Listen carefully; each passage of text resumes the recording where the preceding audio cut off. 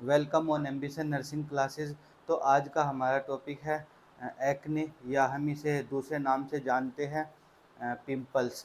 आपने देखा होगा ये मोस्ट कॉमन प्रॉब्लम होती है मेल्स में और फीमेल्स में।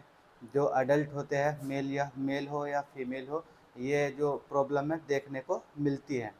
अ, जैसे ही एडोलोसेंस जो एज होती है, यानी 12 या 13 ईयर के बाद से लेकर के जो 18 ईयर या 20 ईयर तक ये मोस्ट कॉमन आपको दिखाई देगा, मेल में भी और फीमेल में भी। तो चलिए इसे हम सारी चीज़ें पढ़ेंगे एक एक करके कि क्या इसका ट्रीटमेंट है, किस वजह से ये कंडीशन देखने को मिलती है। तो उससे पहले हम एक बार जो स्किन की एनाटॉमी देख लेते हैं कि हमारी जो स्किन होती है वो किस तरह से दिखाई देती है। तो ये हमारी स्किन है, ये जो स्ट्रक्चर आप देख रहे होंगे ये स्किन है। स्किन की 3 लेयर होती है। वैसे तो अगर हम डीप में जाए तो बहुत सारी इसकी लेयर्स होती हैं।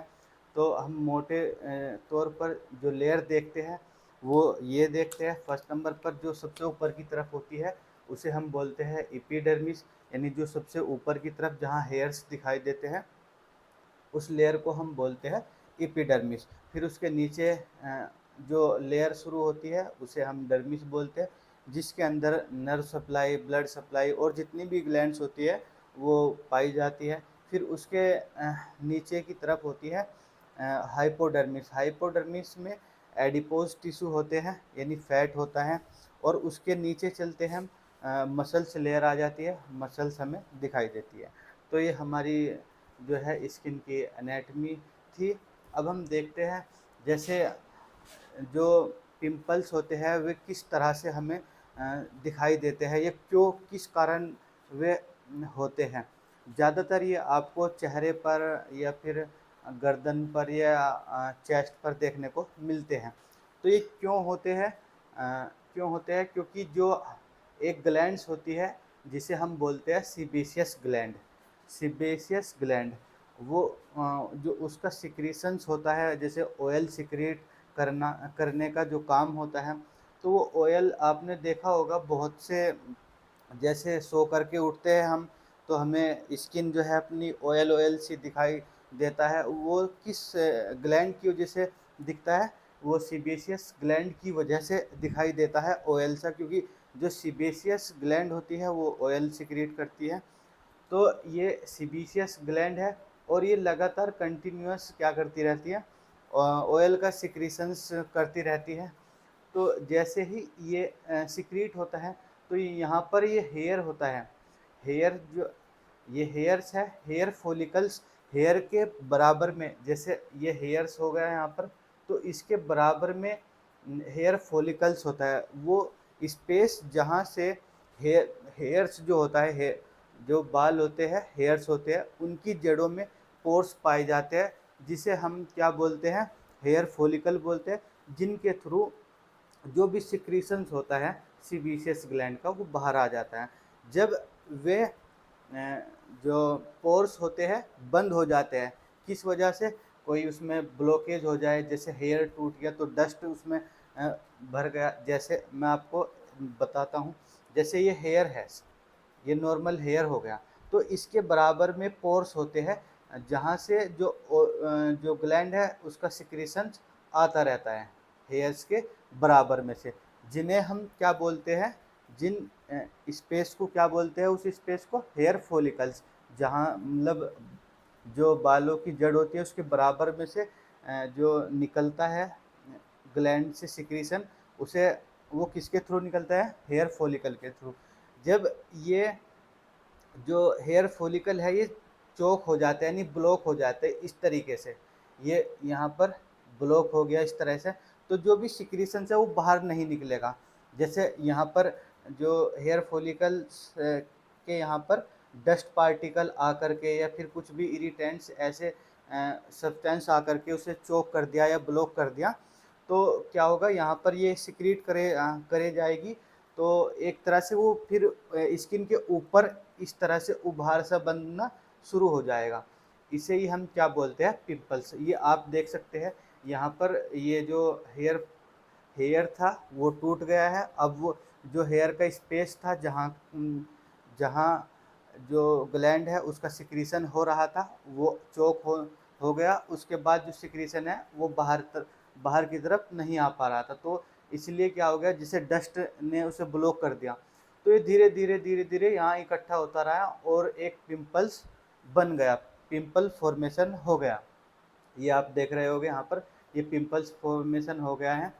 तो इसी कंडीशन को हम बोलते हैं पिंपल। अब हम पढ़ेंगे कि पिंपल्स क्या होता है, डेफिनेशन देख लेते हैं। Acne is a inflammatory disorder. जो एक्नी है, पिंपल है, वो इन्फ्लामेटरी डिसऑर्डर है किसका, सीबेशियस ग्लैंड का। That occur when hair follicles become plugged. जहाँ हेयर फॉलिकल्स जो होते हैं, हेयर्स के बराबर में जो जगह होती है, वे क्या हो जाते हैं, चौक हो जाते हैं, प्लग उसमें जम जाता है, या ऑयल सिक्रीट हो करके उसमें, या फिर डेड स्किन होती है, जो स्किन होगी डेड वो उसमें आ करके चोक कर दिया उसे, या प्लग आ गया उसके अंदर, या फिर ऑयल ने उसे ब्लॉक कर दिया। किसी भी तरीके से जो हेयर फॉलिकल्स है वो रास्ता है वो ब्लॉक हो जाए, तभी हमें पिंपल्स देखने को मिलता है, यही डेफिनेशन में कहा गया है। अब हम देखते हैं रिस्क फैक्टर क्या होते हैं। मतलब कि एग्जैक्ट कोज जो है इसका वो अननोन है, एग्जैक्ट कोज इज अननोन जो रिस्क फैक्टर है। तो और इसमें रिस्क फैक्टर किन कारणों की वजह से हमें पिंपल्स देखने को मिलते हैं, हार्मोनल चेंजेस। हार्मोनल चेंजेस क्या होता है, जैसे आपने देखा हो एडोलेसेंट जो एज होती है, ये मेल हो या फीमेल हो उनमें देखने को मिलता है चेहरे पर, आपने देखा होगा, मोस्ट कॉमन है तो प्रॉब्लम।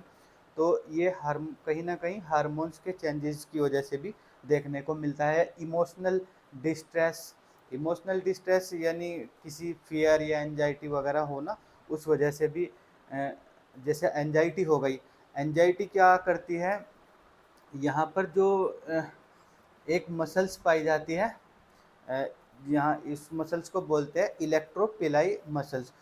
जब स्ट्रेस में होता है वो कॉन्स्ट्रिक्ट हो जाती है, जब कॉन्स्ट्रिक्ट हो जाती है उस कंडीशन में बाल भी जो है रिमूव होने लगते हैं, और इस तरह की जो पिंपल्स की जो पिंपल्स है वो कंडीशन भी देखने को मिलती है। तो इमोशनल डिस्ट्रेस में भी ये कंडीशन देखने को मिलती है।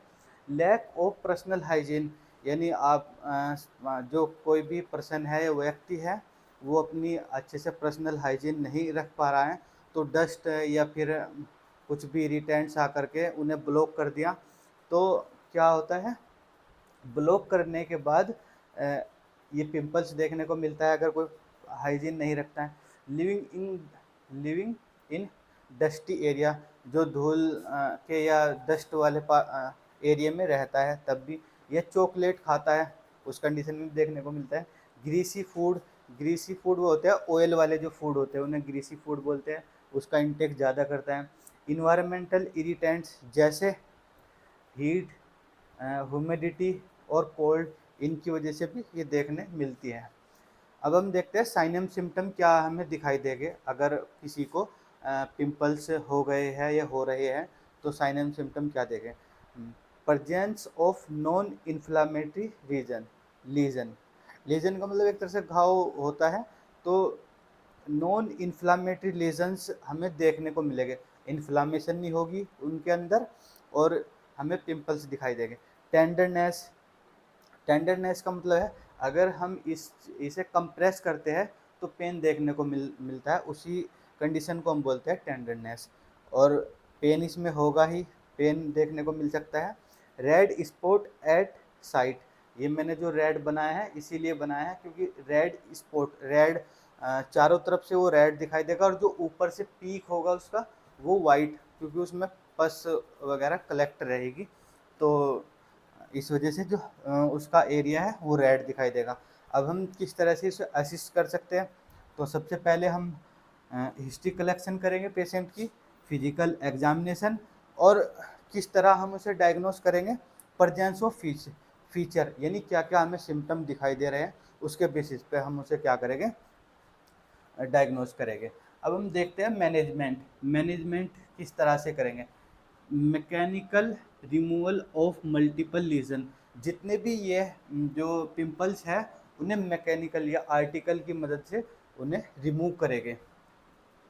एक होता है अप्लाई एंटी माइक्रोबियल क्रीम, और यहाँ पर एंटी माइक्रोबियल क्रीम हम लगाएंगे।